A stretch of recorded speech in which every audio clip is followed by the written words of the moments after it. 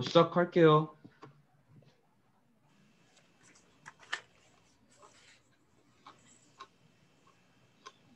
시작해도 되나요? 예, 시작하십시오. 안녕하세요. 저희는 이번 의학윤리 시간 발표를 맡게 된 10조입니다. 저희의 주제는 넛지와 생명윤리 4원칙 비교하기, 사례 조사를 통해서 비교하고 넛지의 긍정적 측면과 부정적 측면을 제안하는 것입니다. 넛지와 생명윤리 4원칙의 비교를 하는 것에 초점을 두고 넛지의 개념 및 사례와 생명윤리 4원칙 각각에 대한 개념을 살핀 후에 생명윤리 4원칙이 적용되는 실제 사례의 넛지라는 개념을 어떻게 도입하는지 이번 발표를 통해서 알아보겠습니다. 우선 첫째로 넛지가 무엇인가, 넛지의 정의 및 넛지 자체에 대한 사례를 살펴보겠습니다. 다음으로 생명윤리 4원칙, 각각의 원칙에 대해서 간단하게 살펴본 다음에 바로 각 원칙이 적용되는 사례를 살펴볼 것입니다. 이를 통해 마지막으로 앞서 설명한 넛지 개념이 의료적 문제에 어떻게 개입하는지에 대해서 개입된 후에는 긍정적으로 영향을 미치는지 부정적으로 영향을 미치는지 둘 다 해당되는지에 대해서 알아볼 것입니다. 우선 넛지란 강압하지 않고 부드러운 개입으로 사람들이 더 좋은 선택을 할 수 있도록 유도하는 방법을 뜻하는데 우측 상단의 그림에서 확인할 수 있듯이 넛지의 본뜻은 팔꿈치로 슬쩍 찌르다, 주의를 환기시키다라는 의미입니다. 왼쪽의 책은 행동경제학자이자 시카고대 교수인 리처드 탈러와 하버드대 로스쿨 교수인 카스 선스타인이 공저로 출판한 책이고 이 책이 소개되면서 넛지라는 개념이 사회적으로 주목이 많이 되었습니다. 이 넛지의 공동 저자인 선스타인 교수는 미국 오바마 정부의 금융, 환경 등 각종 규제를 총괄하는 직책으로 합류하여 미국 내 넛지 바람을 일으킨 장본인이기도 합니다. 인간의 행동을 유도하는 방법으로는 크게 인센티브와 벌칙, 간단히 말해서 당근과 채찍이 있다는 것은 널리 알려진 사실입니다. 즉 인간은 기본적으로 보상이 있다면 뛰어들고 처벌이 있다면 꺼리는 행동 양상이 있습니다. 그러나 그 외에 이 넛지를 활용할 수도 있는데 간단히 설명하면 넛지는 사람들이 어려워하는 것을 은연중에 좋은 방향으로 이끌어주는 것입니다. 넛지의 개념이 기본적으로 사람의 심리를 가지고 적용되는 것이기에 경제, 의료 등 여러 분야에서 도입이 가능합니다. 넛지의 유명한 사례 중 하나로 화장실 휴지를 통해서 환경보호의 중요성을 인지시키는 것이 있습니다. 아무 생각 없이 공중 화장실 휴지를 뽑아다 쓰는 사람들을 멈칫하게 하는 것인데 그림, 여기서는 남아메리카 대륙, 이 초록색으로 꽉 차 있는 것을 보고 안심하면서 휴지를 쓰다가 점차 휴지가 부족해지는 것을 그림의 색깔 비중이 현저히 적어지는 것을 보고 체감할 수 있습니다. 이를 인지한 후에 휴지 사용량이 줄어드는 효과가 발생하였습니다. 개개인의 행동이 환경 파괴를 촉진할 수 있다는 경각심을 유발하는 것인데 이는 누군가의 강요가 아니라 화장실 휴지 이용자 스스로가 무언가에 떠밀려서 행동 양상을 교정하는 것이므로 넛지 효과가 적용된다고 볼 수 있습니다. 또 다른 사례로 스톡홀름의 피아노 계단이 있습니다. 보통 지하철역에 에스컬레이터와 계단이 함께 설치되어 있을 때 대부분의 사람들은 간편한 에스컬레이터를 이용하고 에스컬레이터가 고장나거나 사람이 많이 몰렸을 때 계단을 이용하는 경우가 일반적인데 에스컬레이터 쏠림 현상은 고장을 자주 유발할 수 있고 사람들의 활동량을 줄여서 건강 우려도 되기에 스웨덴 정부가 국민들의 계단 사용을 권장하기 위해서 계단을 피아노 건반 모양으로 만들었습니다. 계단을 오르내릴 때마다 피아노 선율이 울려 퍼지고 에스컬레이터보다 훨씬 재밌는 경험을 하게 함으로써 사람들이 자연스럽게 계단 이용을 하게끔 하는 효과가 있습니다. 이 역시 넛지 효과의 사례라고 볼 수 있습니다. 넛지의 올바른 사용 원칙으로 3개가 있는데 첫째로 투명성 보장이 있습니다. 이는 모든 넛지는 투명해야 하고 절대로 상대방을 그릇된 길로 이끌어서는 안 된다는 것입니다. 두 번째로 자율성 보장이 있습니다. 넛지에 참여하고 싶지 않다면 쉽게 빠져나올 수 있어야 하고 개개인의 의지에 따라서 넛지 효과에 적용을 받을지 말지가 쉽게 구분이 되어야 합니다. 세 번째로 충분한 근거가 있습니다. 넛지를 통해 유도된 행동이 그 영향을 받은 사람들의 삶을 더 낫게 만든다고 믿을 만한 충분한 근거가 있어야 한다는 것입니다. 넛지에 대한 이해를 바탕으로 생명윤리 4원칙에 대해서 알아보겠습니다. 생명윤리 4원칙에는 첫째로 자율성 존중의 원칙, 둘째로 악행 금지의 원칙, 셋째로 선행의 원칙, 마지막으로 정의의 원칙이 있습니다. 생명윤리 4원칙과 넛지의 적용에 대한 이해는 나머지 조원들이 설명하겠습니다. 먼저 생명윤리의 4가지 원칙 중 자율성 존중 원칙과 악행 금지 원칙에 대해 설명하겠습니다. 자율성 존중 원칙이란 생명 의료 윤리 문제에 있어서 개인의 의사를 가장 중요시한다는 뜻으로 주로 충분한 정보에 근거한 동의라는 구체적인 형태로 구현됩니다. 이 충분한 정보에 근거한 동의의 구성 요소에는 환자의 의사결정 능력, 환자의 의사결정에서의 자발성, 치료 계획에 대한 의사의 추천과 정보 제공, 이러한 정보의 제공에 대한 환자의 이해와 찬성이 있습니다. 만약 결정을 내려야 할 당사자가 결정을 내릴 수 있는 의사 능력을 상실한 경우, 즉 자율성을 상실한 경우라면 어떻게 처리해야 할 것인지에 대한 논점들이 존재하고 있는데요. 일반적으로 의사 능력을 상실하기 전 남기인 생전 유언 혹은 사전 지시서에 따라 결정을 내리고 있습니다. 자율성 존중 원칙에 해당하는 사례를 살펴보면 대표적으로 안락사의 경우가 존재합니다. 2016년 12월에 서울 성북구에 거주하던 권모 할아버지는 뇌경색으로 쓰러진 뒤 식물인간 상태였던 자신의 아내 유모 할머니를 고통스럽지 않게 삶을 마감할 수 있도록 자신이 직접 할머니에게 다량의 신경 안정제를 투여해 삶을 마감하게 하였습니다. 이와 같은 안락사는 환자의 의사 능력을 상실한 경우에 해당합니다. 또한 2019년 뉴질랜드에서는 안락사를 허용하는 생명 종식 법안이 통과되었는데 이 법안은 불치병 환자의 연명 치료를 중단하는 안락사가 포함되었으며 안락사를 택하려는 사람은 극심한 고통이 동반되어야 하고 환자가 스스로 안락사를 결정할 판단력이 있어야 하며 의료진이 먼저 환자에게 안락사를 제한해서는 안 된다는 단서도 달렸습니다.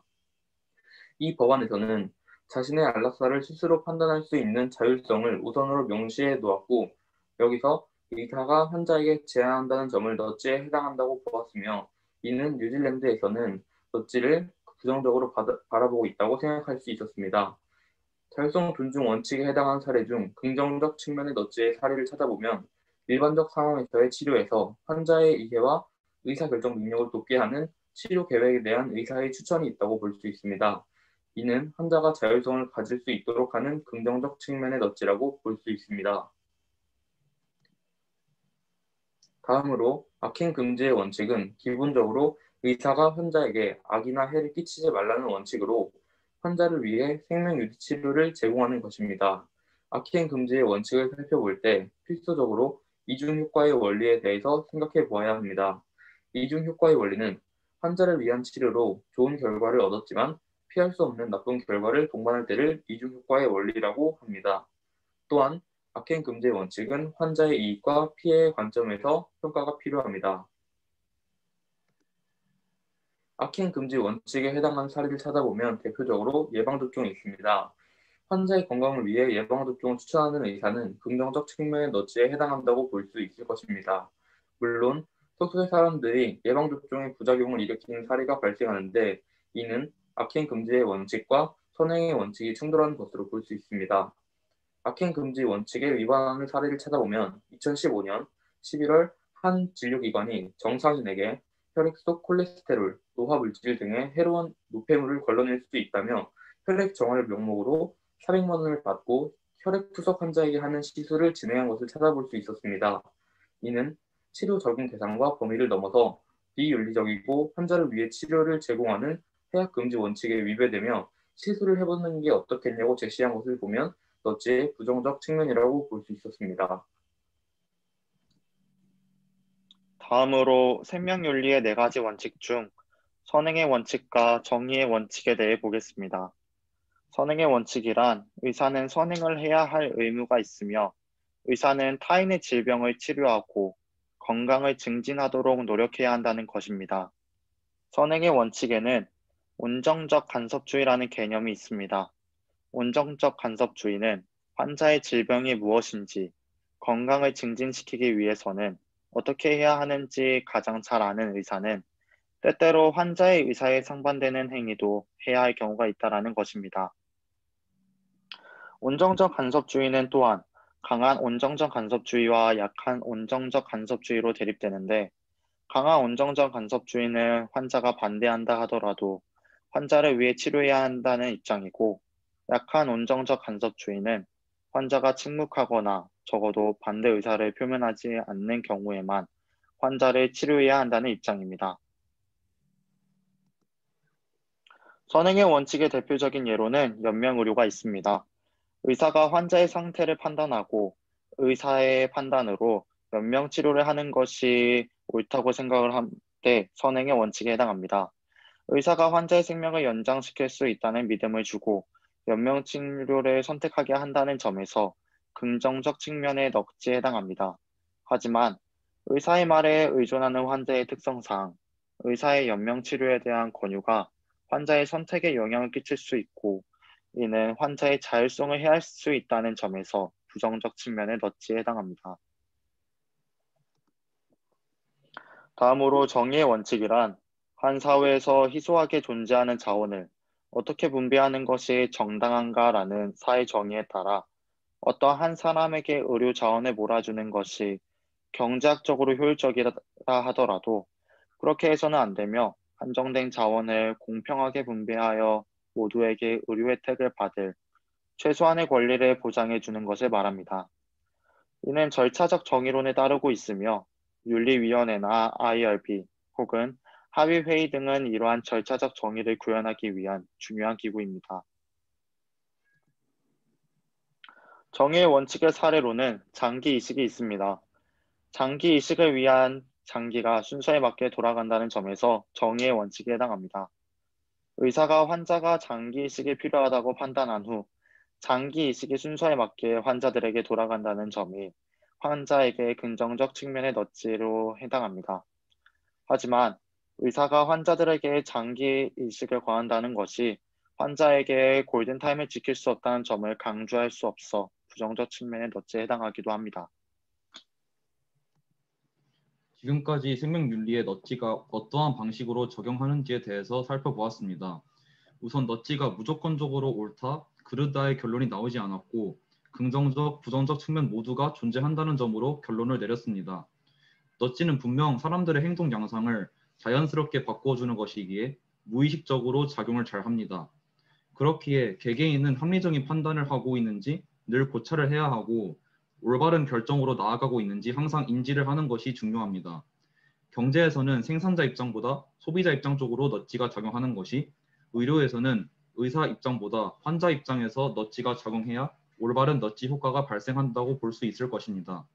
이와는 반대로 피싱 사기 혹은 불법 광고 등의 악행은 분명 넛지 효과를 유발하지만 금전적 이득을 위한 행위일 뿐 사회 전체적으로는 안 좋은 결과를 초래합니다. 또한 의료에서도 의료소송, 분쟁 등으로 인한 갈등, 환자와 의사 사이의 책임 전가 과정에서도 넛지 효과가 의도치 않게 발생할 수 있다는 점도 항상 고려해야 합니다. 결국 생명윤리 문제에 넛지가 적용될 때 넛지의 장단점을 잘 파악하여 조율한다면 환자와 의사 모두에게 더 나은 의료체계 모색이 가능해질 것이라고 전망됩니다. 지금까지 10조였습니다. 감사합니다.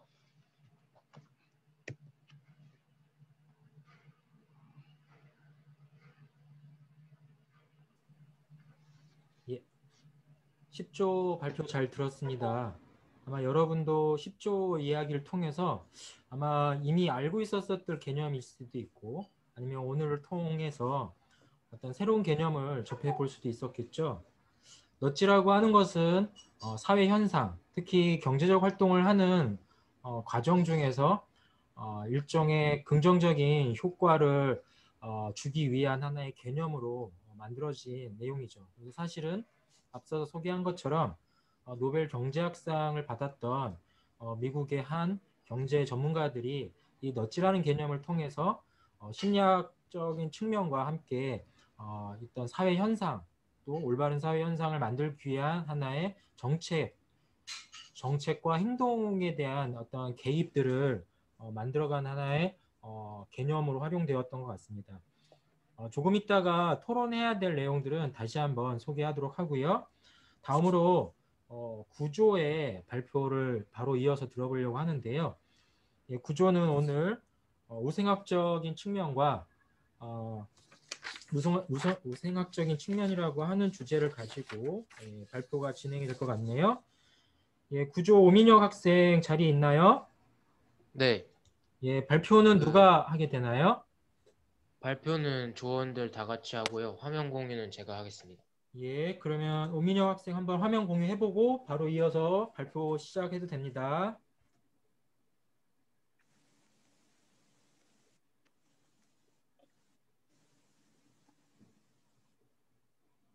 화면 공유가 됐나요? 예, 됐습니다. 네, 그럼 발표 시작하겠습니다. 우선 저희 구조의 발표 주제는 우생학이 생명윤리에 끼치는 영향입니다.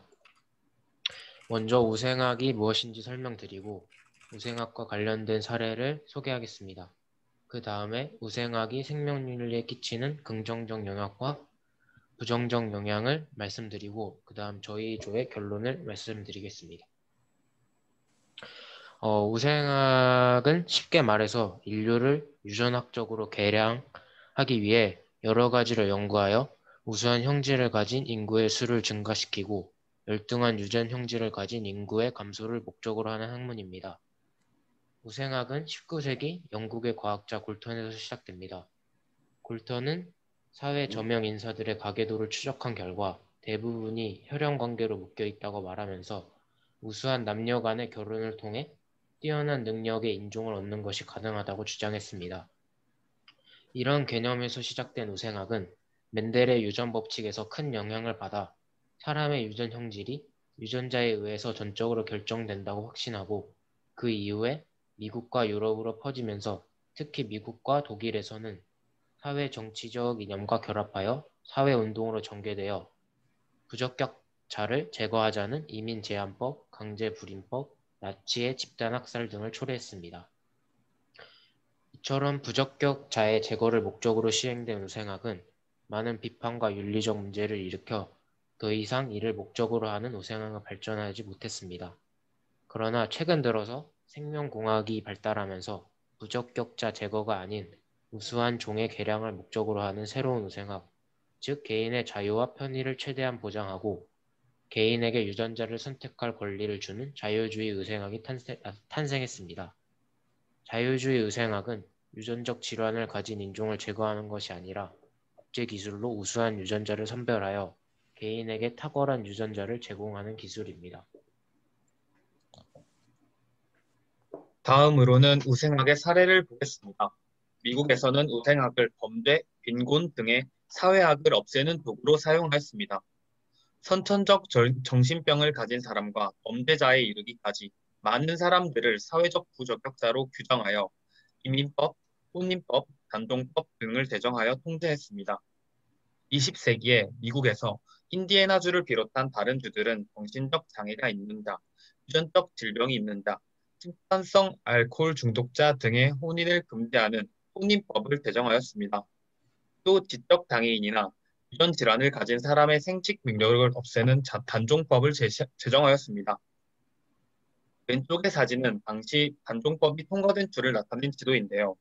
빗금이 칠해진 주는 단종법을 통과시킨 주이고 검은색으로 칠해진 주는 통과 예정인 주입니다. 또 독일에서는 나치가 등장하여 유대인과 독일인의 혼인을 금지하고 신체적 결함이 있는 사람들의 혼인을 금지하는 니른베르그법 등을 제정하고 장애아동, 노동 능력을 상실한 이주노동자, 유대인 등의 부적격자로 판단한 사람들을 집단 학살하였습니다. 앞서 살펴본 미국의 이민제한법이나 나치의 집단학살은 부적격자를 제거하는 부정적인 방식에 해당하였습니다. 하지만 자유주의 우생학이 발생하면서 우생학이 의학적 차원의 치료라는 긍정적인 형태로 나아가게 됩니다. 먼저 자유주의 우생학이 도래하면서 유전자 검사 등을 통해 치명적인 유전병의 대물림을 예방하고 치료하는 데 기여할 수 있게 되었습니다. 한 사례로 2015년 영국에서는 새 부모의 DNA를 가진 맞춤형 아기를 최초로 허용했습니다.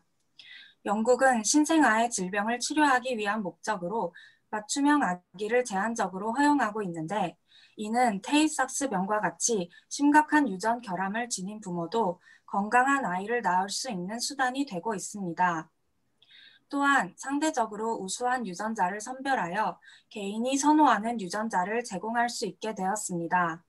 과거 우생학이 집단적인 인종차별 형태였다면 새로운 자유주의 우생학은 개인의 자유와 편의를 보장하는 성격을 띠고 있습니다. 이는 부모가 원하는 형질을 가진 아이를 갖는 데 일조하고 이상적인 인간상을 제작할 수 있다는 장점을 지닙니다. 네, 다음은 우생학이 생명윤리에 끼치는 부정적 영향에 대해서 설명하겠습니다. 자유주의 우생학으로 인해 개인의 자유로운 선택의 기초에서 유전자를 선별하고 자신의 신체를 개량할 수 있는 기술이 도입되면서 여러 윤리적 문제가 발생하였습니다. 유전자 규격화에 따른 윤리적 문제와 또 더 나아가서 발전된 복제 기술과 관련된 윤리적 문제가 발생하였는데요. 우선 유전자 규격화에 따른 윤리적 문제로는 생명 계급과 생명 정치 사회의 발생, 또한 그리고 생명 상품화, 그리고 유전자 다양성 훼손의 문제가 발생하였습니다. 유전자 조작 기술은 유전자 계급 사회를 만들 수 있고 다시 유전자 차별로 인하여 사회가 지배와 피지배 계층으로 나눠질 것이며 인간의 생명을 생명으로 존중하는 것이 아닌 정치의 대상으로 간주할 수 있습니다. 그리고 생명력을 상품화하여 생산과 착취의 방식이 나타날 수 있습니다. 현재 동식물의 유전자나 종자를 개발하고 투자하는 산업들이 급성장하며 생명 특허권을 소유하려는 경쟁이 심합니다. 이런 경향이 심화되어 인간의 생명 또한 상품화될 수 있는 가능성이 있습니다. 유전자 규격화로 인해서 유전적 다양성이 훼손되어 유전자가 획일화될 수 있습니다. 유전자가 획일화될 경우 인류가 어떤 질병에 노출되어 멸종 위기에 빠질 수도 있으며 환경이 급변하였을 때 적응하는 데 어려움을 겪을 것입니다. 다음으로는 복제 기술과 관련된 윤리적 문제에 대해 설명하겠습니다. 복제 기술로 인해서 생명이 수단화될 수 있습니다. 복제 인간이 한 인간의 생명 연장을 위한 하나의 도구로 사용된다면 이는 다른 사람을 똑같은 사람을 수단으로 취급하는 것입니다. 복제 인간을 수단화하는 순간 모든 인간의 목숨이 기계처럼 수단화 그리고 대상화될 것입니다. 그리고 인간 출생은 복제 기술로 인하여 제작으로 바뀌게 됩니다. 전통적으로 인간 생명의 탄생은 임신과 출산의 과정을 거친 인간의 개입이 불가능한 신성한 영역이었습니다. 그런데 복제 인간의 경우처럼 생명을 공장의 생산품처럼 만들어낸다면 다른 사람도 공장의 생산품에 불과하게 되고 태어난 아기의 동의 없이 삶을 누군가가 정해버리는 인간의 오만한 행위를 낳을 것입니다. 또한 복제 인간은 자율성을 잃게 될 것입니다. 누군가의 의뢰를 통해 태어난 복제 인간은 정해진 규칙과 부모의 기대에 얽매이게 되고 그 사람의 인생이 누군가의 기획에 속해서 그 목적을 달성하기 위해 살아가는 사람이 될 것입니다. 네, 다음으로는 결론인데요. 우생학 기술은 인간이 그동안 해결하지 못했던 치료를 해낼 수 있다는 점에서 오는 이점이 크지만 그로 인해 생기는 수많은 윤리적 문제들을 간과할 수 없습니다. 이런 부정적 영향을 막기 위해서는 광범위한 사회적 담론을 거쳐 우생학 기술에 대한 판단 주체의 공공성을 확보하고 감시 체계를 만들어야 할 것입니다.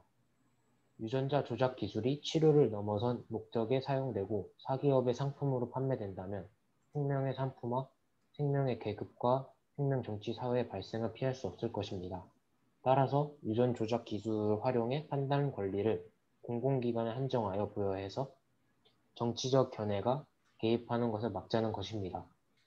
또 감시 체계를 구체화하여 사회윤리학적 감시가 철저하게 이루어지도록 해야 합니다. 예를 들어 미국의 경우에는 생명공학 연구로 인하여 파생될 윤리적, 사회적, 법적 문제점을 연구하기 위해서 매년 생명공학 관련 예산 중 5%를 할애하고 있습니다. 이런 식으로 법을 제정하거나 제도를 만들어 우생학 기술로 인한 윤리적 문제의 발생을 감시해야 할 것입니다. 이상으로 저희 발표 마치겠습니다. 감사합니다. 예, 고맙습니다. 구조 발표 잘 들었습니다. 사실 구조는 발표 자료를 제출한 걸 제가 볼 때는 발표 내용이 없는데? 라고 내가 좀 우려가 됐어요. 그런데 오히려 발표를 통해서 여러분들의 생각을 잘 제시한 것 같습니다. 특히나 우생학이 어떤 측면에서 보면 비윤리적이고 비인간적인 측면으로 역사적으로 등장해 왔어요. 가장 대표적인 사건은 결국은 이제 독일 나치에 의해서 유태인 학살을 비롯한 소수 민족에 대한 학살과 인체 실험이었고, 마찬가지로 일본도 우리나라 사람을 대상으로 하는 각종 인체 실험을 할 때 바로 민족성에 따른 민족주의에 기반을 두고 한민족을 비롯한 다른 민족을 일종의 차별하고 일종의 인체 실험하듯 어떤 비인륜적인 모습들을 보여왔죠. 다만 이러한 모습들이 불편함에도 불구하고 현대 사회에 들어와서 이러한 우생학이라고 하는 측면이 새롭게 다시 그 유전자 기술을 통해서 등장하고 있는 것 같아요. 물론 이 과정에서 등장하는 장점도 있었다는 점을 또 오늘 얘기해 줬죠. 예, 아무튼 구조 발표 자료 내용만으로 봤을 때는 좀 걱정을 했는데 발표를 잘 수행해 줬습니다. 마찬가지로 10조도 넛지라고 하는 새로운 영역에 대한 주제 발굴과 내용을 사례 중심으로 잘 발굴해 준 것 같습니다. 그럼 이제 저의 생각을 좀 투영을 해서 여러분이 토론할 방법을 소개하고자 합니다.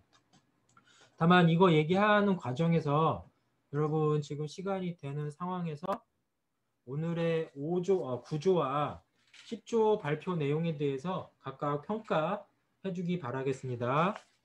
9, 그러면 1조부터 토론을 진행할까 합니다. 1조 토론 준비됐나요? 네, 준비됐습니다. 예, 그러면 발표해 주세요. 네.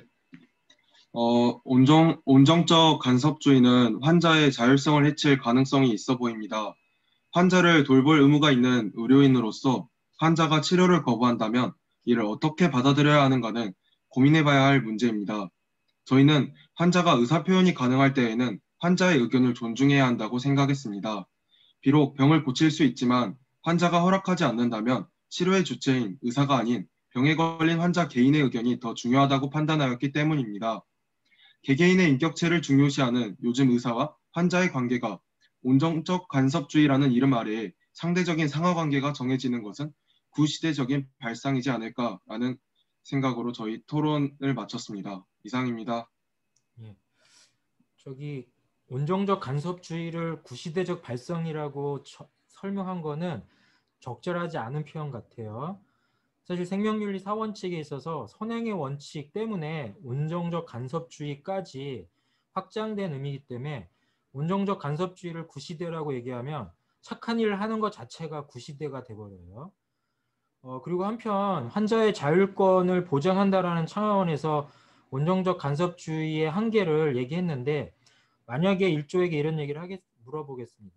만약에 자살을 시도한 음독 환자가 응급실에 왔습니다. 다행히 음독으로 인해서 죽지는 않지만 의식이 조금 살아있는 상황인데 이때 환자는 나는 자살을 한 사람이기 때문에 치료를 받지 못하겠다고 응급 소생을 거부할 때 그러면 여기에 의료인은 자살하려고 하는 환자의 뜻대로 치료를 거부해야 될까요? 아니면 치료를 해야 될까요? 일조에게 질문합니다.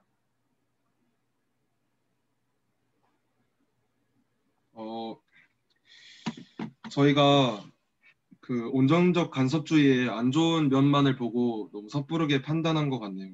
정말 죄송하고 죄송한 건 방금 아니고 방금 같은 경우에는 그 치료해야 한다고 생각합니다. 네, 맞아요. 사실은 응급실에 온 환자들이 여러 사유가 있겠지만 그 경우에 자발적으로 자기 의식의 주장 때문에 치료를 거부한다고 해서 그 거부를 받아들여서 치료를 하지 않는 경우에는 사실은 생명윤리 위반도 있지만 더 큰 문제는 의료법 위반으로 살인방조죄가 돼서 형사처벌 대상이 될 수 있어요. 그래서 온정적 간섭주의를 나쁘게 볼 게 아니라 온정적 간섭주의에서도 나쁜 측면이 없지 않다 정도에서 여러분이 평가하는 게 오히려 낫다는 생각을 해봅니다. 그래서 상황에 맞춰서 진행을 해야 되고 그래서 방금 넛지와 비교하라고 한 이유 중에 하나는 넛지는 자율성이 보장된 상태에서 결국은 부드러운 개입을 한다. 그리고 환자의 동의 하에서 환자에게 적절한 안내를 통해서 환자의 심적 상태를 개선하도록 하는 방법이 충분히 존재한다라는 측면으로 넛지와 온정적 간섭주의를 비교해 보라고 한 건데 오히려 그 두 가지를 섞지 못한 측면에서 일조가 발표를 한 것 같아서 그래서 조금 제가 개입을 한 겁니다. 바로 저와 같은 이야기를 넛지라고 얘기해요. 예, 지금 일조가 제가 중간에 자살 환자를 토대로 해서 온정적 간섭주의에 대한 이야기를 한 게 바로 저의 나름의 1조에 대한 너치적 행동이라고 보면 됩니다. 예, 다음 2조로 감사합니다. 넘어가도록 하겠습니다. 감사합니다. 저희는 그 구조의 우생학에 대해서 발표를 듣고 이제 토론했는데요. 먼저 유전적 개입이 개인의 자율성과 평등성을 침해하며 선천적인 생명과 재능을 함부로 제한하면 안 된다는 입장에서 자유주의적 우생학을 반대한다고 의견을 냈고요. 우생학적 관점이 들어가 있는 의료나 기술에 대해서 얘기를 했는데 모자보건법 제14조에 보면은 본인이나 배우자가 대통령령으로 정하는 우생학적 또는 유전학적 정신장애나 신체 질환이 있는 경우엔 동의를 받아 인공 임신 중절 수술할 수 있다고 나와 있습니다. 이걸 통해서 우생학하고 관련돼 있는 의료 기술이나 법률이 들어가 있는 걸 알 수 있었고, 또 연구 결과를 하나 보았는데 스위스에서 진행된 연구 결과인데 여기서 연구자들이 최초로 컴퓨터로 제작된 살아있는 유기체의 유전체를 만들었다는 연구 결과가 있습니다. 이 유전체는 이제 박테리아의 염기 서열을 단순화하고 정리하여 제작되었고, 현재로서는 이제 완전히 하나의 거대한 DNA 분자로서 존재하는 것은 아니지만 이것이 후에 활용돼가지고 더 완벽하게 합성된 생명체와 의학용 DNA 분자를 만들 수 있는 그 연구의 토대가 되어서 이것도 우생학과 관련된 의료나 예, 2조 학생 발표하다가 화면이 멈춰버린 것 같네요. 예, 일단 발표 끝난 거죠? 네네. 예. 2조에서 그 우생학적 사례를 근거로 한 의료 서비스 소개를 했는데, 모자보건법의 낙태 허용에 대한 기준이죠. 사실 이 모자보건법의 낙태 문제에 우생학이 들어간 게 1조가 방금 말한 것처럼 가장 구태의연하고 문제가 많은 법률입니다. 사실은 지금 낙태에 대한 어떤 낙태죄 처벌을 헌법 불합치로 해서 사실은 낙태 문제를 형사처벌하지 않도록 하는 법률 개정이 되는데, 이때 낙태 가능한 상황을 우생학적 측면에서 태아의 장애 상태, 태아의 우생학적 상태를 고려해서 낙태할 수 있다라고 표현한 것은 가장 정근대적 법률이라고 현재 생명윤리학자들이 비판하고 있어요. 그러니까 오히려 오늘 구조가 우생학적 자유주의 우생학이라는 말을 빌어서 어떠한 의료 서비스의 그 난치 질환이라든지 아니면 여러 가지의 건강관리 시스템들이 만들어진다라고 하는 장점을 얘기했다면, 우생학적 관점에서 가장 나쁜 사례 중에 하나가 모자보건법에 나타난 낙태와 관련한 허용 범위라는 거죠.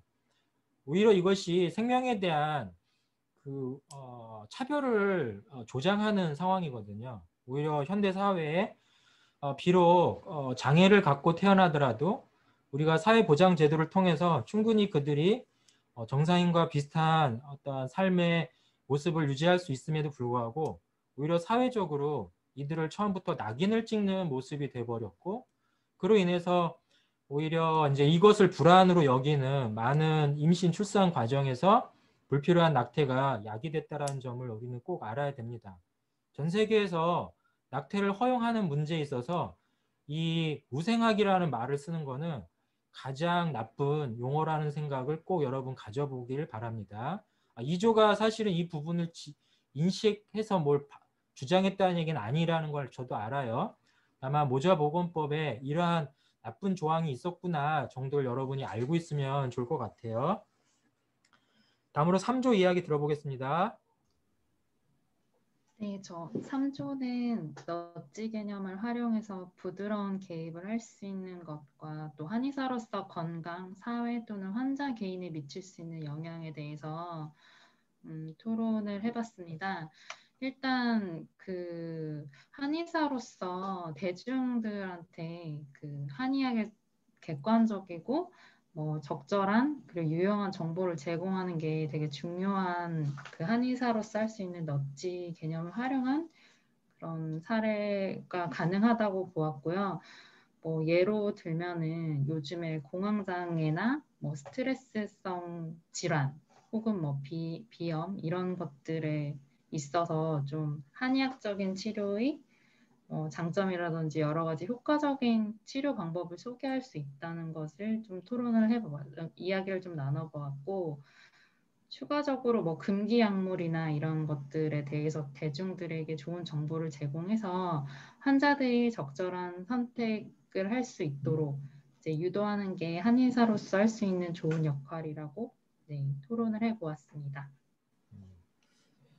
넛지라고 하는 부분이 가지고 있는 특징은 사회학적 측면에서 그 기능을 할 수 있느냐와 관련돼 있어요. 결국 의료를 공공재라고 우리가 중간중간에 많이 이야기해 왔죠. 공공재라는 성격을 가지면 공리주의적인 측면이나 공동체에게 이로움을 주기 위한 어떤 내용이라고 볼 수 있고요.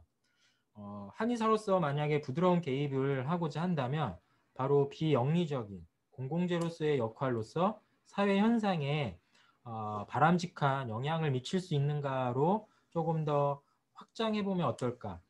그러니까 특정 질병을 차라리 예방하는 차원으로서의 이야기는 오히려 부드러운 개입이 되지만 이미 질병을 가지고 있는 환자들에게 한방치료가 적절하다라고 하는 방식으로 넛지가 개입되면 그거는 사실은 상업주의와 섞여서 의료산업의 개념에 영리적인 목적으로 비화될 수 있어요. 아마 10조가 그 넛지의 부정적 측면을 얘기할 때 나왔던 내용이 바로 영리적인 추구거든요. 그래서 이 영리적 성격에 따라서 넛지가 올바르게 평가되기도 하지만 부정적으로 평가될 수도 있다는 거야.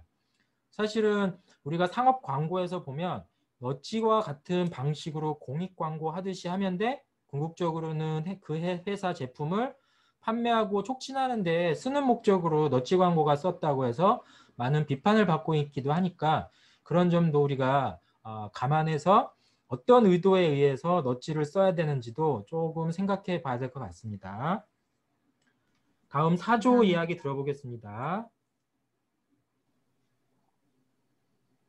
네, 저희 4조는 우선 우생학적 관점이 들어가 있는 현대 의료 서비스에 대해 얘기하기에 앞서서 김예지 조원님과 일단 우생학에 대한 둘의 기본적인 입장에 대해 얘기를 나눠봤습니다. 일단 저 같은 경우는 평소에 진화심리학이나 이런 분야에 대해 관심이 되게 많았는데 우생학도 어쨌든 진화론을 배경으로 기반으로 등장했다는 대해서 공통점이 있어서 좀 관심이 갔던 것 같습니다. 그런데 제가 느꼈던 차이점은 제가 진화심리학 같은 거에 관심을 가졌던 이유는 그거는 어떠한 가치 개입도 없이 단순히 인간이 수백만 년간 그때그때 상황을 통해서 그에 맞게 심리 기제가 진화해 왔다. 이러한 단순 관찰, 이런 게 매력적이었던 건데 우생학 같은 경우에는 그거를 넘어서 이제 우열하다, 열등하다 이런 가치가 개입되고 인위적으로 유전자를 바꾸려는 움직임이라서 아무래도 진화론 쪽에 관심이 많았지만 저 같은 경우에는 좀 거부감이 약간 들었던 것 같습니다. 그리고 김예지 조원의 경우에도 동물이나 식물 이런 쪽에 있어서는 이런 자유주의적 우생학이나 이런 것들에 대해 긍정적이라고 반응을 보이셨습니다.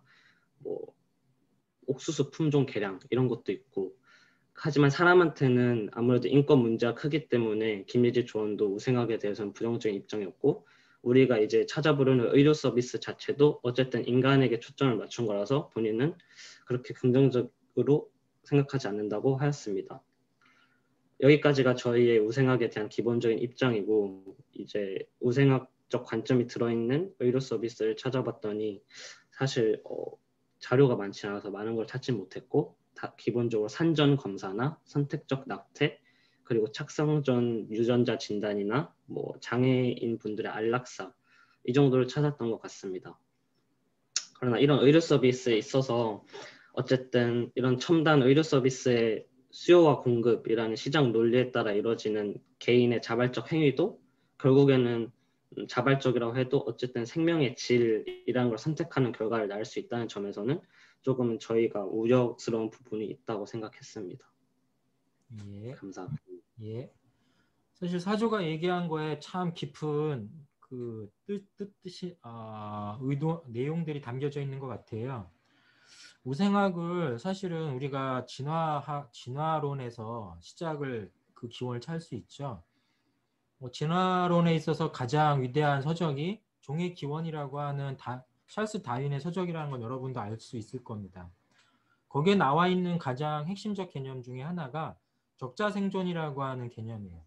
아마 이 개념이 최적자라고 하는 대상을 통해서 결국 우생학적 관점들이 등장하게 된 또 계기가 됐었을 수도 있습니다. 그런데 실제 진화론에서 이 적자생존의 의미는 목적성이 없습니다. 그러니까 결국 자연 생태계의 변화에 따라서 그 변화 속에서 가장 잘 적응하는 생물이 결국 생존하게 돼 있고 그 생존을 통해서 유전자원이 후대로 넘어간다라는 의미거든요. 그렇다면 자연 생태계에 있어서의 변화라고 하는 게 처음부터 의도되어 있는 게 없거든요. 그래서 지금 4조의 학생이 말한 것처럼 목적성이나 원래 그 지향점이 없는 거죠. 근데 우생학은 지향점이 있습니다. 결국 인간이 바라본 미의 척도에 따라서 그 미에 따라서 그 목적에 따라서 생물을 개량하고자 하는 의도가 깔려 있었던 거죠. 그래서 옛날에 우리가 보면 미인 대회, 사실 여러분 예전에 그 미인 대회 같은 것도 어떤 측면에서 보면 우생학적 관점에서 벌어진 이야기예요. 또 여러분 때 시작된지 모르지만 어린아이 우량아 대회 같은 것도 있었고 각종 지자체에서 하는 선남 선녀 선발 대회 같은 것도 다 우리가 어떤 측면에서 보면 우생학적 기반의 근거가 있었던 거죠. 이런 것을 우리는 옳다고 얘기해야 될까요?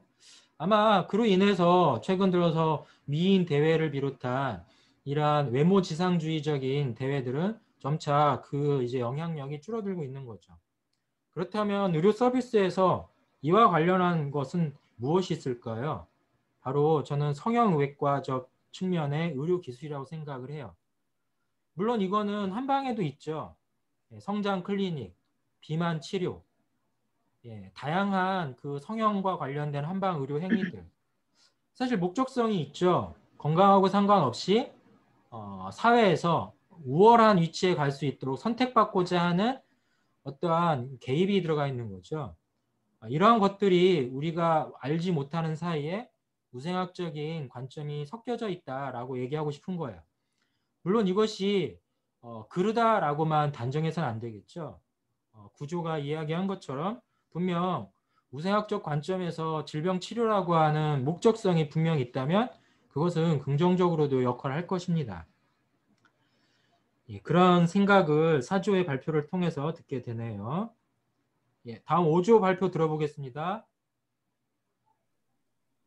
네, 저희 5조는 한의사로서 한약 복용이 필요하지만 거부하는 환자에게 적용할 수 있는 넛지의 방법에 대해서 생각을 해보았습니다. 한약의 효능을 직접 설명하고 권유했을 때보다는 이제 한의원에 방문했을 때 조금 더 접근하기 쉬운 환으로 된 한방 소화제 같은 것을 제공함으로써 그 체험을 하는 그런 것을 통해서 효과를 직접 보게 하면은 한약에 대한 거부감을 조금 더 낮추고 익숙함을 기르게 돼서 자발적으로 한약을 복용할 수 있도록 유도할 수 있다고 생각을 했습니다. 한편 또 넛지의 사례 중에서 에너지 소비량을 줄이는 것 과정에서 이모티콘을 통해서 간접적인 피드백을 하는 그런 사례가 있었습니다. 이와 같이 어플리케이션 같은 것을 통해서 하루에 한 번씩 환자 자신의 생활에 대한 평가를 이모티콘 같은 것을 통해서 간접적으로 피드백을 한다면은 환자 또는 내원자가 조금 더 건강하게 살 수 있도록 유도할 수 있다고 생각을 했습니다. 감사합니다. 환자에게 한약 복용하는 법을 넛지적으로 적용해 보겠습니다 라고 한 얘기인데, 일단 전제는 아까 얘기한 것처럼 이러한 개입의 의도에 있어서의 상업적 측면은 배제가 될 수 있어야 사실 부드러운 넛지가 될 수 있고요. 한편 뭐 여러 가지 건강 관리 애플을 통해서 부여할 수 있는 부분이 있겠죠. 넛지의 전제 조건이 하나가 있습니다. 이건 원래 넛지가 신약을 연구하는 과정에서 등장하게 된 개념인데, 심리학적 측면에서 우리가 이해할 때 우리는 합리적인 이성을 가지고 세상을 살고 있지만 그렇다고 해서 모든 사건에 대해서 합리적으로 생각하고 판단하고 행동하지 못한다라는 얘기를 하고 있다라는 거예요. 왜냐하면 우리는 위험에 노출됐을 때는 회피하려고 하고 그 다음에 자기도 모르는 사이에 자기가 원하는 일이 있을 때는 생각도 없이 일종의 그 선택하고 있다라는 거죠. 이러한 측면에서 인간은 매우 감정적이고 비합리적인 선택과 행동을 할 수 있다라고 하는 것이 많은 심리 연구에서 드러나고 있는 사실이에요. 그래서 이 비이성적이고 비합리적인 모습들이 등장할 수 있는 영역에서 나타나는 폐해를 합리적으로 깨우치고 강압적이지 않은 상황에서 합리적으로 깨우칠 수 있도록 만들어주는 조건이 바로 넛지라고 하는 표현으로 등장한 거예요. 그러니까 오히려 우리가 보면 한의학에 대한 폄훼로 인해서 한의학에 대한 이성적인 판단을 내릴 수 없는 조건이 있다면 오히려 그런 것들을 올바른 근거와 과학적 근거나 아니면 합리적인 선택을 할 수 있도록 상황을 전개해 주는 거는 넛지가 될 수 있겠죠. 그러면 그런 상황이 뭔가가 구체적으로 좀 형성된 뒤에 우리가 넛지적인 상황들을 만들어서 해결하지 않을까 싶습니다. 그래서 5조나 3조가 한 것처럼 어떠한 부드러운 개입을 한방 의료가 할 때 거기에는 가능한 금전적 이익이 연결되지 않도록 하는 상황들을 먼저 설정해놔야 되고 또한 해당 상황이 우리가 적용받는 대상자들이 비합리적으로 감정적으로 대응하고 있는가에 따라서 그것을 그러한 어떤 잘못된 판단과 실천을 바꾸겠다라고 하는 선한 의도에 의해서 진행되어야 이걸 넛지라고 얘기할 수 있을 것입니다. 다음 6조 이야기 들어볼게요. 네, 저희는 뭐 우생학에 대해서 얘기를 하면서 먼저 저희가 찾았던 우생학과 관련된 현대 사회에서의 의료 서비스는 헌팅턴 병과 같은 유전적 질환에 대한 치료법이나 아니면은 선택적 중절 수술 혹은 뭐 다른 이야기로 키성장에 대한 뭐 우생학 이런 얘기가 있었는데요. 이런 예시들을 바탕으로 저희의 우생학에 대한 의견을 막 말해봤었는데 대부분은 일단 우생학을 좀 반대했었습니다. 왜냐하면은 우생학에 대한 규정이 너무 명확하지가 않다. 뭐 그리고 뭐 인간을 상품화하고 장애를 차별적인 시점으로 바라본다 등등의 의견이 있었는데요. 하지만 그와 반대로 유전자 질환에 대한 치료, 아까 그 헌팅턴 병과 같은 유전자 병에 관련된 치료와 우생학을 엮어서 보면은 부분적으로 찬성하는 의견도 있었고, 혹은 명확한 기준이 세워진다면은 우생학에 대해서 고려할 수 있다라는 의견도 있었습니다. 뭐 또 다른 의견으로는 우생학을 현대학적 관점하고 또 좀 옛날 관점, 한 19세기쯤의 관점으로 나누어서 보는 시각도 있었는데, 그 옛날 관점에서의 우생학은 우생을 강요하고 또 범법자의 자식은 무조건 범법자이다 이런 식으로 환경적인 부분에 대해서는 제외를 하고 오직 유전자로 사람을 판단하는 너무 편향적인 경향이 강했기 때문에 우생학에 대해서 좋지 못하다, 이건 잘못된 것이다라는 하면서도 현대적인 우생학은 뭐 아까 말했던 선택적 중절 수술처럼 강요가 아닌 선택이기 때문에 임산부의 선택을 존중해야 한다는 의견도 있었습니다. 또 다른 의견은 한희석 선생님의 뭐 사상 체질을 우생학적 관점으로 보고 사상 체질을 유전학적 뭐 성질로 생각을 해서 우생학적 관점으로 볼 수도 있겠다는 의견이 있었습니다. 이상입니다.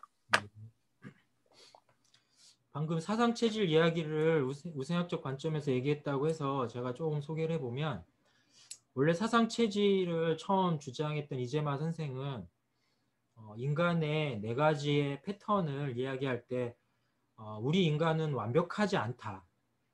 그러니까 신처럼 완벽해서 건강 관리를 할 수 있는 그런 존재가 아니다라고 하는 전제에서 인간은 결국 취약성을 가지고 있고 그 취약성을 어떠한 측면으로 강조할까에 대해서 4가지 패턴으로 나눈 거예요. 이게 결국 체질의학으로 지금은 나와 있지만 사상의학의 본래 취지는 인간은 특정한 성격에 따라서 취약성을 가지고 있다라고 얘기를 했고, 그 취약성을 인식하고 그것을 어떻게 보완시킬 수 있을까를 염두엔 치료 기술을 해야겠다라고 만들어진 게 사상의학이라는 거죠. 그럼 이 측면은 결국 인간의 우열을 가른 게 아니라 인간은 결국은 완벽하지 않다라고 하는 전제에서 출발하고 있다라는 거예요. 여러분이 한의학에 우생학이 그래서 없다라고 얘기하기는 어렵겠지만 상대적으로 우리가 인간평등을 언급할 수 있는 거는 한의학에 있어서 완벽성을 추구하지 않았다라는 측면이 있는 것이죠. 사실 이거는 황제내경에서도 인간을 오행에 따라서 그리고 다시 5가지 패턴으로 25가지 유형으로 나눴다라고 하는 황제내경에 있는 편도 우리가 참고해 볼 수가 있어요. 이렇듯 인간을 유형에 따라서 결국은 장단점을 가지고 있는 존재라고 하는 것을 인식하면서 어떻게 질병을 예방하고 치료할까에 대한 관심을 기울인 점, 그런 생각을 떠올렸으면 합니다. 그래서 6조에서 얘기한 것처럼 현대의학에 와서 결국은 난치 질환이라든지 특히 유전학적 문제를 가진 사람들을 치료하기 위한 어떠한 개입으로서의 목적성은 필요하지만 단지 우열을 가르기 위한 기준을 평가하기 위해서 우생학이라고 하는 유전학적 기술을 쓰는 것은 무척이나 생명윤리 기반에서 나쁜 현상이라고 우리가 생각할 수 있는 거니까 오늘 우생학이라는 말 자체는 사실은 부정적 개념이에요. 참고로 말하면 한의과 대학생인 여러분은 우생학적으로 두뇌가 다 우생학적인 존재들이죠.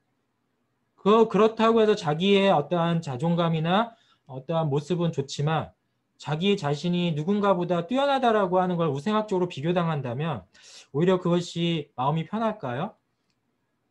오히려 그런 측면을 고려할 때 우리가 함부로 우생학이라는 표현을 근거로 의료적인 모습들이나 근거를 제시해서는 안 될 거라는 생각도 좀 해봅니다. 그리고 사상의학은 분명히 유전체와 관련한 부분이 있는데 그 전제는 우리는 부족한 인간이라고 하는 전제에서 출발했던 학문이라는 점도 생각해 봤으면 좋겠어요. 예, 다음 6조 의견 아무튼 잘 들었습니다. 감사합니다. 다음 7조 의견 들어보겠습니다. 네. 먼저 저희 조는 그 의료인으로서 환자에 대한 정보 제공에 관해서 생각해 보았는데요. 의료는 전문 지식 분야이면서 환자와 의사 간의 정보 격차가 클 수밖에 없는데요. 이러한 배경에서 환자는 그 자신이 잘 모르는 의료 분야에 관해서 더 나은 선택을 할 수 있도록 정보 제공을 객관적으로 전달하는 방식으로 우리가 개입하는 것이 바람직하다는 의견이 있었습니다. 이때 또 간접적으로 환자의 자율성을 침해하는 부분도 발생할 수가 있지만 이 부분은 객관적인 정보 제공을 통해서 어느 정도 해소가 가능하다고 보았고요. 또 한의사가 환자한테 이렇게 한방적인 뭐 시술이나 한약 복용을 권유하는 과정에서 또 한의학적인 개념을 정보 제공을 할 그런 상황이 있는데 이때는 한의학의 특성상 이게 환자가 거기에 대해서 직관적으로 이해하기가 좀 힘들고 또 이렇게 필요한 정보가 이렇게 제대로 환자한테 전달되지 않을 수 있는 우려가 있는데 또 따라서 한의사는 환자에게 충분한 의과학적 정보를 제공해야 한다고 보았고 또 환자가 합리적인 판단을 할 수 있도록 도와야 한다고 보았습니다. 뭐 예를 들어서 사례를 들자면 네이버 지식백과에 자생 한방병원 건강 칼럼 이런 데 들어가 보면 한의학적인 질병 설명에 관해서 현대적 지식으로 이렇게 잘 설명하고 있는 것을 볼 수 있었고요. 또 다른 예시는 유튜브에 보면 찐 한의사라는 자생 한방병원 원장님이 운영하시는 채널이 있는데 거기에 이렇게 들어가서 보면 뭐 일반인이 좀 이해하기 어려운 한의학적인 개념에 대해서 이렇게 좀 현대적인 과학적인 개념으로 이렇게 잘 설명해 주신 걸 볼 수 있었는데 그것도 하나의 예로 생각했습니다. 또 다음으로는 우리가 이렇게 넛지 개념을 어떻게 우리 한방 의료에 적용할 수 있을까 이런 의견 그런 거에 대해서 생각해 본 의견이 있었는데 한약 같은 경우는 우리가 그 효과를 제대로 보려면 좀 대체로 장기간 꾸준하게 복용해야 되는 경우가 많은데 환자들은 또 반대로 거기에 또 이렇게 복용을 소홀하게 돼가지고 그러니까 우리가 의도한 효과를 제대로 거두지 못할 우려가 있는데요. 이런데 좀 넛지를 활용해가지고 한방 한약 포장지에 이렇게 뭐 구체적으로 어떤 문구라든가 아니면 뭐 이미지를 좀 이렇게 잘 넣어서 환자들이 복용을 꾸준히 할 수 있도록 이렇게 유도할 수 있지 않을까 뭐 그런 것에 대해서도 생각을 한번 해보았습니다. 네, 그리고 보통 보면 우리가 뭐 그냥 양방 이렇게 처방을 받아서 약국에서 이렇게 약을 구매하면 그 포장지에 보면 약의 성분에 대해서 잘 설명이 나와 있는데 또 한약은 그렇지 않은 경우가 대부분이기 때문에 또 한약도 그런 것처럼 또 포장에 대해서 포장에서 약물에 대한 정보를 제공할 필요가 있다 이런 의견도 있었습니다. 네, 이상입니다. 실조가 아주 핵심적인 얘기를 해줬습니다. 바로 정보 제공입니다. 정보 제공을 통한 투명성입니다. 우리 한의학에 있어서의 의료가 비록 많은 가치를 가지고 있다고 해도 결국 어디에서 문제가 있다고 생각하냐면 투명성 영역이 부족하다는 점이죠. 오늘 7조가 얘기한 것처럼 투명성 제고를 위해서 의료 정보를 환자에게 수준에 맞춰서 잘 제공할 수 있다면 그것도 한편 우리가 좋은 방편으로 만들 수 있지 않을까 싶네요. 혹시 5조 발표했었던가요? 제가 5조를 메모를 안 해놨는데 5조 토론 발표를 했었나요? 토론 발표했습니다. 예. 제가 메모를 안 해서 혹시나 스킵을 했나 싶었습니다. 예, 알겠습니다. 다음 8조 발표 의견 듣겠습니다. 네. 저희 8조는 아쉽게도 한방의료 서비스에 반영된 우생학 관련 자료는 시간 내에 찾지 못했습니다. 하지만 이제 아까 교수님께서 언급해 주신 성장 클리닉, 비만 클리닉 등이 이에 해당될 것 같고요. 이번 발표에서 저희 조끼리 의논한 우생학의 장단점에 대해 토의한 내용을 소개해 드리겠습니다. 우생학적 관점이 반영된 부분의 긍정적인 면부터 말하자면 구조의 발표 내용에서 언급했듯이 유전병을 앓고 있는 부부가 유전병을 가지지 않은 아이를 낳기 위해 유전자 조작을 하는 것은 분명히 인간 삶의 질을 높여주는 측면이 있습니다. 하지만 만약 우생학적 관점이 반영된 유전자 조작 기술이 민영화되고 이익 추구를 위한 상품으로 개발된다면 인간의 새로운 계급이 생길 것으로 우려됩니다. 대표적인 사례로 영화 가타카에서 그려지는 디스토피아적인 사회적 분위기에서 보다시피 소위 우월한 유전자로 제작된 인간과 자연 임신을 통해서 태어난 인간 사이의 계급이 발생해서 위화감이 생깁니다. 따라서 이에 대한 경계는 필요할 것으로 보입니다. 이상입니다. 예, 감사합니다. 다음 9조 이야기 들어보겠습니다. 네, 저희 조는 그 넛지와 관련돼서 한의사가 할 수 있는 그런 아이디어 같은 거에 대해서 목소리를 조금만 키워주실까요? 네, 토의해봤는데 그것들을 소개하겠습니다. 일단 한의학이 예방이나 양생 쪽에 강점이 있으니까 그와 관련해서 식습관의 개선이나 운동이나 수면 패턴 등 이렇게 생활 습관과 관련된 부분의 개선을 넛지의 개념을 이용하여 유도하고 양생 기공 체조의 방법이 들어있는 팜플렛 등을 제작해서 환자들에게 나눠준다면 집에서도 직접 해볼 수 있게끔 유도할 수 있을 것 같습니다. 또 한의학적 지식이 부족한 환자들이 한의사가 제안하는 치료법을 강제적이라고 느낄 수 있기 때문에 치료법에서 여러 가지 선택지를 준다든지 아니면 한약에 들어있는 한약재 같은 것들을 나름 선별해서 선택지를 주는 방법도 있을 것이고, 또 만약에 한의학이 치료하기 힘든 질환이라면 다른 분야의 치료를 권하는 방법도 있을 것 같습니다. 또 그 넛지라는 개념이 쉬운 방법으로 어려운 일을 처리한다는 그런 개념도 있는데 한의학의 치료 효과에 대한 대중들의 인식을 계속 개선하기 위해서 한의사들이 대중들에게 어필을 하는 것도 좋겠지만 예를 들어서 한의학 치료를 무료로 제공하는 서비스가 있다면 한의학에 불신을 가지신 분들도 무료라는 것 때문에 살짝 이끌려서 한의학 치료를 한번 받아볼 수도 있을 것이고 이런 방식으로 인식을 개선하고 한의사가 어떤 한의학의 치료 효과를 어필한다기보다는 대중들에게서 입소문을 타는 방법도 있을 것이라고 저희 조가 생각했습니다. 이상입니다. 여러분 최근에 그 창업, 스타트업 등에서 등장하는 표현 중에 사회적 기업이라고 하는 게 있어요.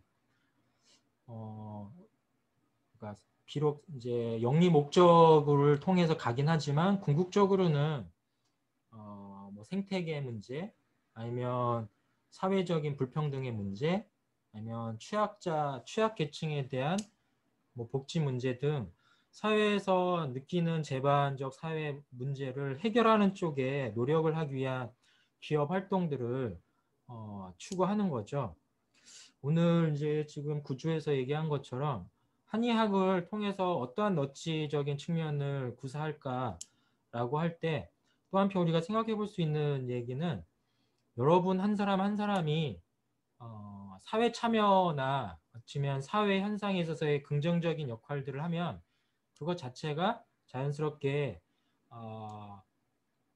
너치의 역할을 하게 된다라는 측면입니다. 결국은 너치에는 의도가 악행이 아닌 선행이라고 하는 전제에서 사회 현상에 어떻게 긍정적 영향을 미칠까에 대한 고민에서 출발하는 게 많거든요. 비록 그것이 금전적 이익을 추구해서는 안 된다라고 하는 전제는 깔려 있지만 그래도 그걸 명확하게 칼로 나누기는 쉽지는 않은 것 같아요.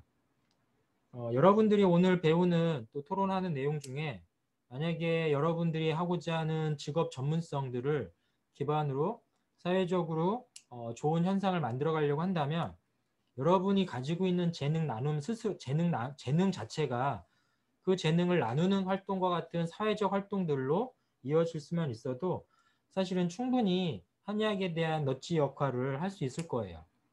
그런 측면에 대해서도 한번 고민을 해보면서 사회봉사든 사회활동에 대해서 앞으로 조금 더 많은 관심을 기울여 보는 건 어떨까 의견을 제시해 봅니다. 다음 10조 이야기 들어보겠습니다. 네, 저희는 우생학과 관련된 의료 서비스를 조사하는 과정에서 그 과학 기술에 초점을 맞춰서 우생학에 대한 관점 비교를 했고, 그래서 저희는 인간 게놈 프로젝트에 대해서 알아봤습니다. 이 우생학이 나치 체제의 붕괴와 함께 몰락했는데, 근데 이러한 우생학에 새로운 소재를 제공해 준 것이 그 히로시마와 나가사키의 그 원자폭탄 투하였다고 이제 나와져 있는데, 그 대부분의 원자폭탄 생존자들이 그 원폭 투하 시 방사능에 이제 유전자가 손상당해가지고 그 심각한 후유증을 앓았는데, 그래서 과학자들이 이러한 가능성에 심각한 우려를 표명해서 방사능 피폭 효과가 전 인구에 끼칠 부정적 결과를 경고하고 나섰습니다. 그래서 방사능 피폭으로 그 생식세포의 유전자에 이상이 생길 경우에 그 결함 유전자를 자손을 통해 인구 전체에 널리 확산되어 나갈 것이라고 주장했고, 그래서 그 미국과 일본 정부는 원폭이 인간 생체에 끼치는 효과를 규명하는 데 적극적인 관심을 나타냈고, 이를 위해서 유전학자들을 고용했다고 해요.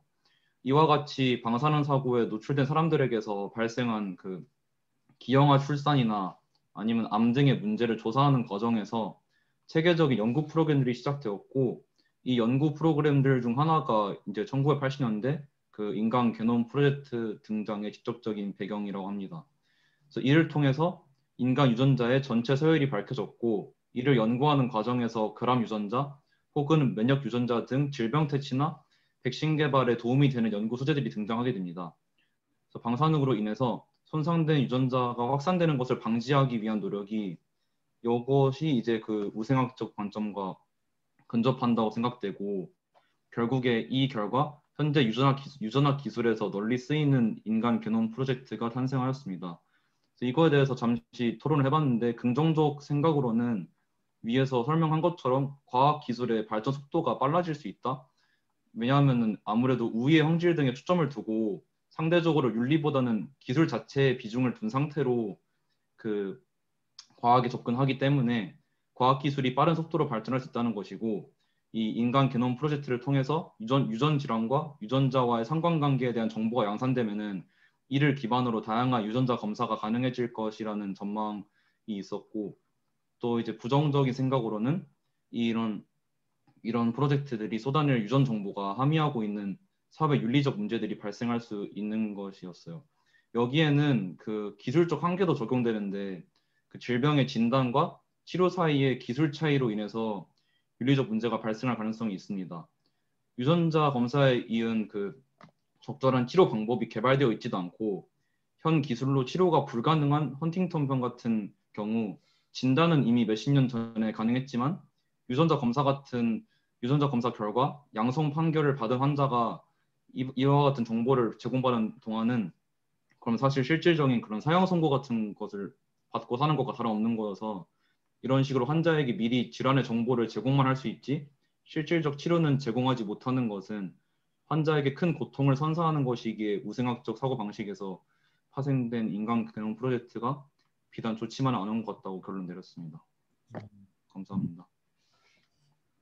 예, 그 우생학은 어떤 측면에서 보면 인간이 이 지구 생태계에서 가장 우월한 존재라고 하는 이 지적 체계를 오히려 더 드러내고, 또 그러한 지적 체계에서 또 우월한 인류를 만들어서 생존 가능하게 만들고자 하는 어떤 측면에서 보면 미래지향적인 개념이죠.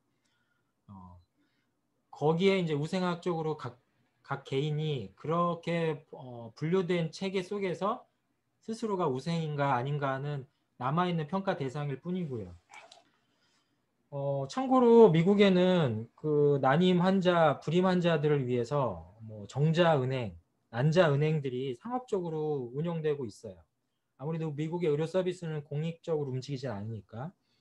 근데 이 난자은행이나 정자은행에서 가장 많은 높은 비용으로 거래되고 있는 난자와 정자는 어떤 측면에서 보면 사회적으로 성공한 사람들, 뭐 하버드 의대를 졸업했다고 하는 젊은이들, 아니면 어떠한 유명 대학을 졸업했었던 여성 남녀들을 염두에 두고 인위적으로 정자를 제공받아서 그것을 난임 환자나 불임 환자들에게 제공하고 있는 거죠. 여기에 바로 우리가 미처 몰랐던 우생학적 측면이 깔려 있었던 거죠. 어쩔 수 없이 내가 임신을 출산을 해야 될 때 보다 나은 유전자를 가진 자식을 통해서 내가 임신 출산을 하겠다고 하는 의도가 깔리는 거죠. 아마 우리나라에서는 이런 일이 아직은 일반화되어 있지는 않지만 바로 선진국 같은 나라에서는 바로 이러한 일들도 자본과 관련돼서 일상화되어 있는 의료 서비스라고 우리가 볼 수 있는 것입니다. 근데 그러한 측면에서 원래 의도는 선했지만 결국은 그 모습들이 중간에서 많이 왜곡되는 부분도 있었구나라는 것을 알았으면 하는 바람으로 오늘 이야기를 하고 있는 것 같습니다. 마지막 11조 이야기 들어보겠습니다.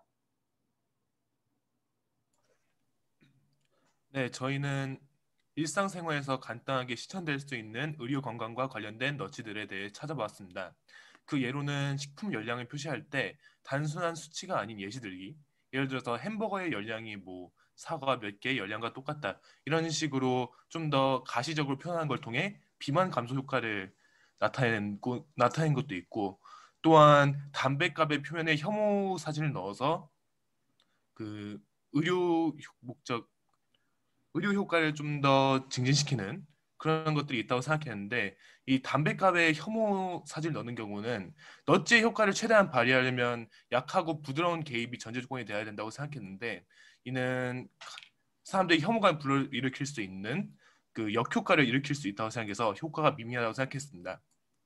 저희는 너치의 원칙으로 모든 너치는 투명해야 되고 넛지에 참여하고 싶지 않으면 쉽게 빠져나올 수 있어야 하고 넛지를 통해 유도되는 행동이 그 영향을 받은 사람들의 삶을 더 낫게 만든다고 믿을 만한 충분한 근거가 있어야 된다고 생각했습니다.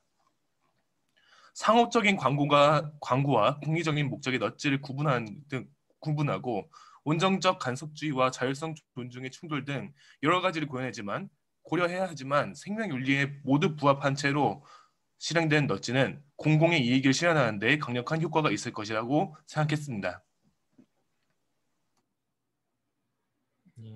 11조 의견 들었습니다. 오늘 그 10조가 한 얘기를 요약을 해서 여러분한테 명확하게 전달해 준 것 같습니다. 여러분이 앞으로 이렇게 사회 참여나 아니면 또 어떤 측면에서 보면 한방 의료 서비스를 적극적으로 여러분이 긍정적인 영향을 주고 싶어하는 노력들을 할 거예요. 그러한 노력의 하나의 수단이 오늘 소개했었던 넛지와 같은 모습으로 비춰질 수도 있고 그렇지 않을 수도 있다는 생각을 해보면서 넛지가 생명윤리 사원칙의 어떠한 측면하고도 관련성이 있는지를 체험하는 시간이었기를 기대합니다. 한편 우생학이라고 하는 측면이 사실 부정적인 측면에 우리가 더 이상 우생학적 개념으로 생명을 다뤄서는 안 된다라고 하는 측면으로 제기하고자 하는 이슈였죠.